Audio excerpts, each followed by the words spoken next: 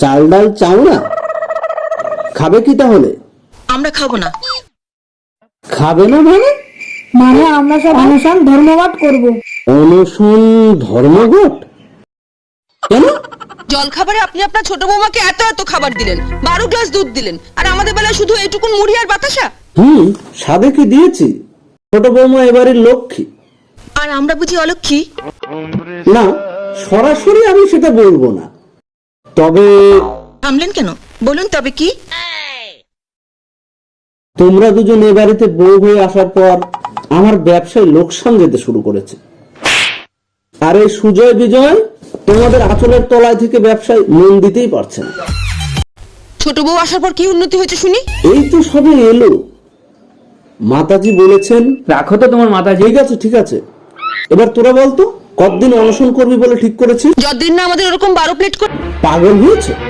সবাইকে রোজ অমন খাবার দিতে গেলে তো আমার বাড়িঘর দুয়ার বেচতে হবে। তাহলে আজ থেকে আমাদের চলছে, চলবে, চালিয়ে যা। অনশন মানে তো উপবাস। উপবাস করা তো স্বাস্থ্যের পক্ষে খুব ভালো, শুনিসনি? আগেকার দিনের মানুষেরা দিনের পর দিন উপবাস, সেজন্য তাদের কোনো অসুখ বিসুখও ছিল না। আমরা তাহলে অনশনই করি। তোমার কি কিছু বলার আছে? বলার মানে, তোরা একবার নির্জল উপবাস করিস না। আমি হরিকে বলে দিচ্ছি, আজ থেকে ডাব পেরে তোদের প্রত্যেককে সকালে একটা বিকেলে একটা করে দেবে। হরি, এ হরি, আপনি আপনার ছোট বৌমাকেই ডাব খাওয়ান বাবা।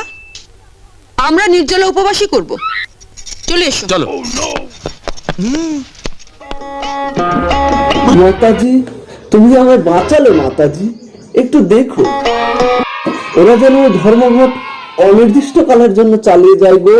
মাতাজি, মাতাজি, আপনি আমার ডাকতে যান। তোর বর্দা মেজদের বলে গেল অনশন ধর্মঘট করবে। ঘট বসাইবো কেন? পূজা হবে নাকি? ঘট নয়, ধর্মঘট। ধর্মঘট? মাটির ঘট দেখ, পিতল কাঁসার ঘট দেখছি, কিন্তু এই ধর্মঘট কি দিয়ে বানাই কর্তা? ঘট নয়, ধর্মঘট। ওরা খাবে না। ঘট কি কইলা খাইবো? ঘট কি খাও না দিনি? তুই যা, যা এখান থেকে, যা। আপনি যে তবে হরি হরি করে ডাকলেন। হ্যাঁ, ডেকেছিলাম। যা, এখন বলছি যা এখান থেকে, যা যা। কি খামু? কি খামো মানে? এই যে কইলেন খা, কি খামু? ঘট? বিয়েটা আমাকে পাগল করে ছাড়বে। কি করলে? তা ছাগল এনে ছাড় দেবো এই বাড়ার ঘরে? তোর মতো একটা আস্ত ছাগল আবার ছাগল আনতে বলবো কেন রে? রাম ছাগল। কি কইলে? আপনি পাগল? হ্যাঁ, আমি পাগল, বড্ড উন্মাদ। যা এখান থেকে, যা। দাদা বৌদি ওই যে বাবু পাগল হয়ে গেছে।